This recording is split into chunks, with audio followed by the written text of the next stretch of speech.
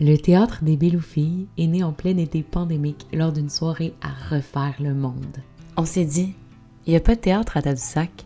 Nous, on va fonder un théâtre ici. 3 jours plus tard, on était dans les bureaux de la municipalité à parler de notre projet. On s'est lancé corps et âme. En 9 mois, on s'est incorporé. On a appris les rouages des demandes de subventions. On a appris l'administration pour pouvoir présenter notre premier spectacle à l'été 2021. Jeunes artistes de la relève remplis d'ambition, avec le désir ardent de faire du théâtre où il n'y en avait pas. Après la première année, on a voulu persévérer. Le contexte politique n'était pas facile. Faire de l'art, ce n'est pas chose facile, mais on y a cru. À l'été 2022, puis à l'été 2023, on a ajouté 2 nouvelles productions à notre baluchon d'expérience. Au printemps 2024, on s'est retrouvés face à un mur.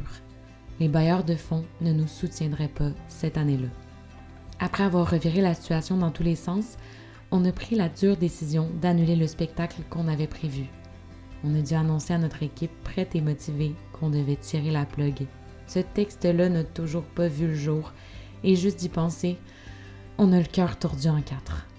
On savait déjà qu'on reviendrait en 2025 pour un tout nouveau projet. Ça fait déjà 2 ans qu'on a prévu de faire une coproduction avec une compagnie à l'autre bout du Québec, à Rouyn-Noranda. On allie nos forces, on s'unit pour présenter un nouveau projet qui nous tient particulièrement à cœur. Nos mères meurent et nous n'y pouvons rien.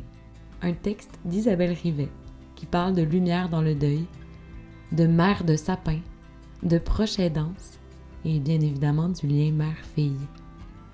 Ce texte résonne particulièrement avec l'expérience de notre directrice artistique qui a aussi perdu sa maman. Pour pouvoir se donner les moyens de nos ambitions, nous vous sollicitons aujourd'hui.